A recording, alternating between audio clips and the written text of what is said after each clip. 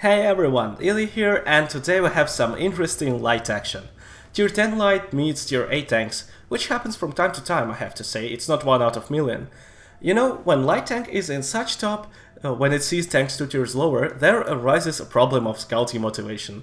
Like, seriously, a tier 10 light spots for tier 8 tanks? This sounds really weird, and especially because you have a gun which is better and deadlier than of lower tier tanks. The only real threat to you is a medium tank of your tier, it definitely has more firepower. Against anyone else, you're the boss.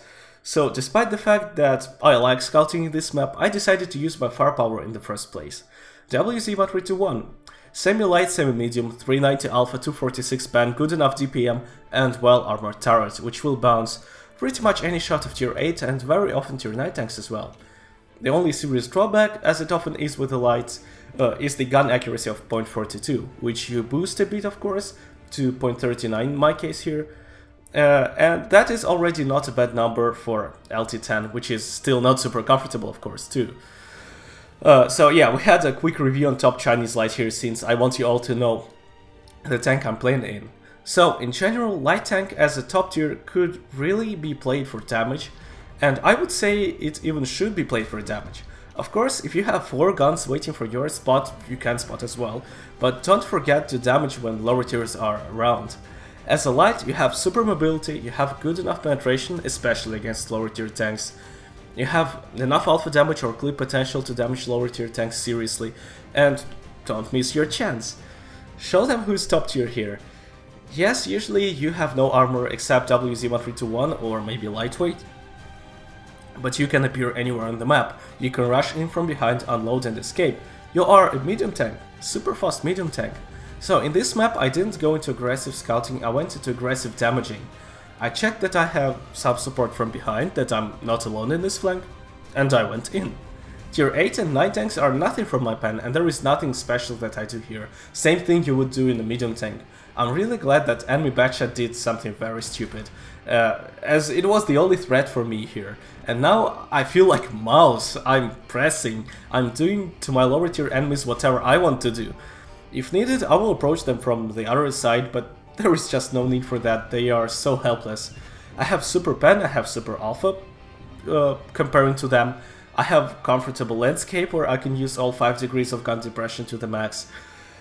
And I think you can play this aggressively in pretty much any light if you're top tier. My gameplay doesn't differ in any way from gameplay in, say, Object 140. I do exactly the same, and I would do the same thing in T100 LT or in MX 13105 probably too. Medium gameplay is totally applicable to lights if they are in top, and of course there are a lot of maps where scouting is impossible at all, like Overlord, like Paris, where after initial spot you play as a medium, like Himmelsdorf or Airfield. In all those maps, getting assistant damage is more like a surprise, so you play like a full-scale medium there. Lights can be competitive mediums even against tanks of the same tier, if you don't forget to use advantages that you have, so you play a bit differently. You must use mobility in the first place. Always approaching from new side, always coming as a surprise. For light tanks, travel distance converts into damage. In a heavy tank, you come to a certain place, say Himmelsdorf Banana, and you deal as much damage as you can deal there. In a light, if you play for damage, you always move. If you can't deal damage in the next 10 seconds, change your position. Shot, another shot, no chance to shoot, change position.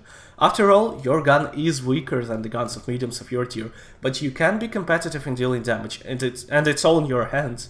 You create the opportunity to deal damage, and with weaker gun, you need to create more opportunities than mediums, and you can't make more than 1 or 2 shots per each opportunity because the enemy will already be ready for that.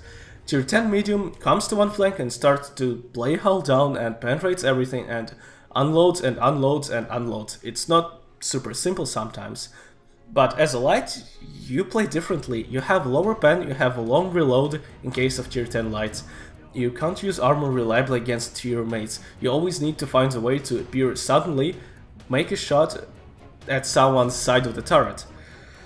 And unlike meds, also sniping is not the best option for most lights, unless you have a lot of enemy sides and preferably it's not the side of mouse or E100. And also don't forget about penetration fall over distance. So lights have poor accuracy, final accuracy, and also penetration fall over distance because, especially on top tiers, APCR are main rounds and they lose a lot of penetrations over distance.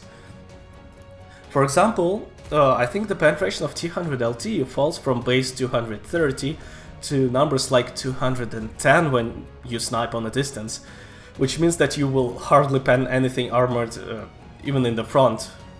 From being top tier light, I went into the philosophy of dealing damage in lights and being competitive to same tier mediums, which of course applies to being top tier as well, just that your enemies are significantly weaker and creating opportunities is a lot simpler, like in this battle here. If you like playing lights for damage, not so much for scouting like I do, which is totally fine as long as you're effective and helpful for the team, then this kind of battles is a perfect training. Even if you make a mistake, a tank 2 tiers lower than you won't take away as many hit points as a tank of your tier would. Try playing aggressively and for damage as a top tier, and even on the open maps, if you see lower tier tanks around, just make a minute pause from scouting and make a few shots, or maybe more. After all, if you can stand and shoot and shoot and shoot and shoot at distracted enemies, why not? But still, don't forget that you have no armor, you have little HP, and you have weaker gun comparing to mediums of your tier. Never go alone and always have some safe zone near you. You don't want some raging mad to rush you, die and take you himself. Depending on tank, depending on playing style, your amount of assistance and own damage can vary a lot. For example, in LTTB, my own to my assistance damage ratio is around 40 to 60, so on average I assist for more damage than I deal on my own. Whereas in Batchat 12T I have the opposite results. Around 60% of total damage is my own damage and 40% is assistance. And that's taking into account my scouting style. For some players, own damage can be up to 3/4 of total damage, and it's totally fine. You don't have to mimic my style when you play lights. What I show is simply a set of tools that you can use. The player should be able to scout and should be able to damage in light. And then each player chooses for himself what to do and when to do. In this battle I decided to play for damage as I found setups good enough for me not to scout at all. Although some unintended assistance in a pretty nice amount happened in the process as well. Lights can scout, lights can damage, and don't miss your chance to kick asses in all possible ways. So if you enjoyed this video, I would be very happy if you liked it, and see you in the next videos, guys!